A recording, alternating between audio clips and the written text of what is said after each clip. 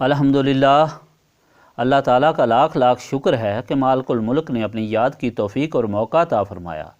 لاکھوں اور کروڑوں درود حضرت محمد مصطفیٰ صلی اللہ علیہ وآلہ وسلم پر، جن کے طفیل مالک الملک نے یہ مہربانی عطا فرمائی۔ سامعین کرام، اللہ تعالیٰ نے قرآن پاک میں ارشاد فرمایا، اعوذ باللہ من الشیطان الرجیم، بسم اللہ الرحمن الرحیم۔ اے ایمان والو، اگر تم نے کفار کی پیروی کی تو وہ تم کو لوٹا دیں گے الٹے پاؤں، اور تم لوٹو گے نقصان اٹھا کر۔ حقیقتاً اللہ تعالیٰ تمہارا مددگار ہے اور وہ سب سے بہتر مدد فرمانے والا ہے۔ ان قریب ہم کفار کے دل میں رعب ڈالیں گے، اس لیے کہ انہوں نے اللہ تعالیٰ کے ساتھ شریک بنا لیے ہیں، جن کے لیے اللہ تعالیٰ نے کوئی دلیل نہیں اتاری۔ ان کا ٹھکانہ جہنم ہے، وہ بری جگہ ہے ظالموں کے رہنے کے لیے۔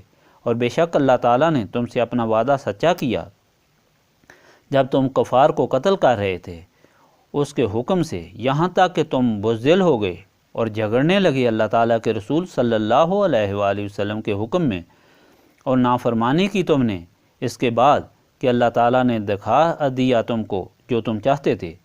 بعض تم میں سے طلبگار ہیں دنیا کے اور بعض طلبگار ہیں آخرت کے، پھر پیچھے ہٹا دیا تمہیں ان کے طاقت سے تاکہ آزمائے تمہیں، اور بے شک معاف فرما دیا تم کو، اور اللہ تعالیٰ بہت فضل فرمانے والا ہے مومنین پر۔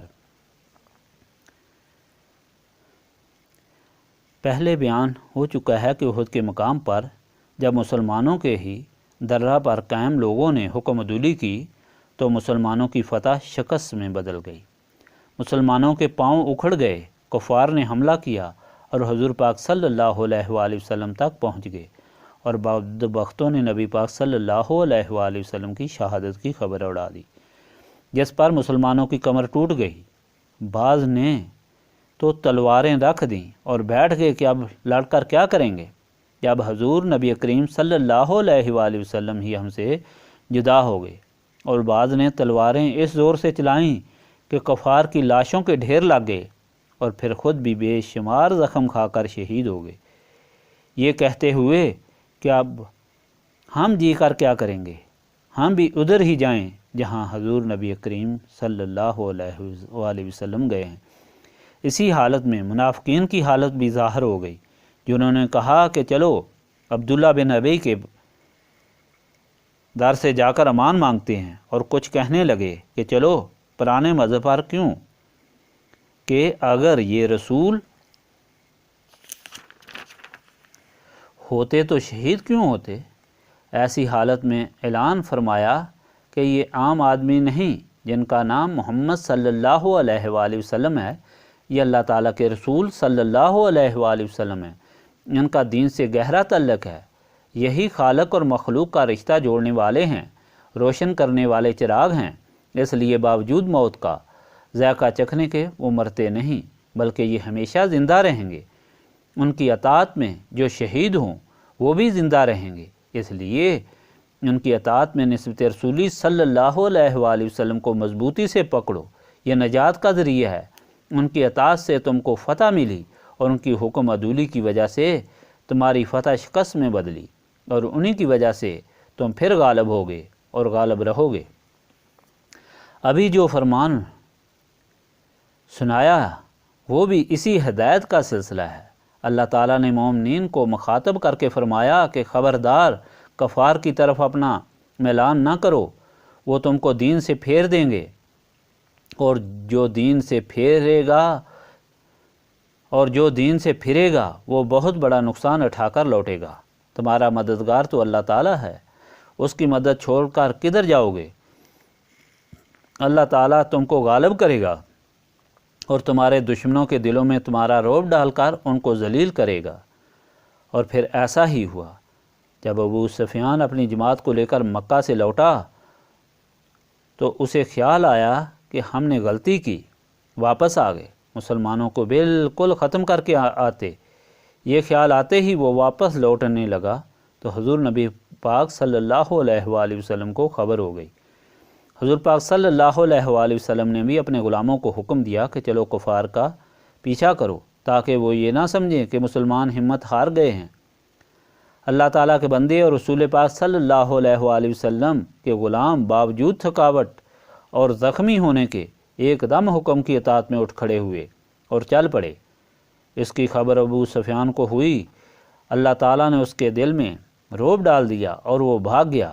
اللہ تعالیٰ نے مومنین کو اپنی مدد کا یقین دلایا تھا اور انہیں یاد دلایا کہ دیکھو اللہ تعالیٰ نے تمہارے ساتھ وعدہ پورا کیا کہ تم کو فتح عطا فرمائی اور کفار کی لاشوں کے ڈھیر لگ گئے، مگر جب تم نے اللہ تعالیٰ کے رسول صلی اللہ علیہ وآلہ وسلم کی حکم عدولی کی تو یہ تکلیف اور مصیبت تم کو پیش آئی، لیکن اب اللہ تعالیٰ نے تمہارا رعب ان کے دلوں میں ڈال کر انہیں واپس بھگا دیا ہے اور تم سے اس جنگ میں جو غلطی ہوئی تھی وہ بھی معاف فرما دی ہے۔ اصل بات یہ تھی کہ جن لوگوں نے حکم عدولی کی وہ درہ چھوڑ کر نیچے اترے۔ وہ بھی مغالطے میں تھے کہ اب شاید جنگ کا فیصلہ ہو چکا ہے۔ نیت ان کی بھی اسلام کے خلاف نہ تھی جو ان کی معافی کا سبب بنی، اور حکم عدولی کی سزا بھی ان کو مل گئی تھی، اس لیے ان کو انتہائی احتیاط کا حکم ہوا۔ سامعین کرام، اس واقعہ کو ذرا غور سے پڑھیں، سنیں اور دیکھیں تو یہ بات آسانی سے سمجھ آ جاتی ہے کہ اللہ تعالیٰ نے ایک اٹل قانون بنا دیا اور اس کو مسلمانوں کی بہتری کے لیے بیان فرما دیا۔ وہ قانون یہ ہے کہ اللہ تعالیٰ کے رسول صلی اللہ علیہ وآلہ وسلم عام آدمی کی طرح نہ تھے، نہ ہیں، بلکہ ان کو عظیم شان عطا ہوئی تھی، اس لیے کوئی ان کو ختم یا فوت خیال کر کے گمراہ نہ ہو اور نہ ان کے فیض سے محروم ہو۔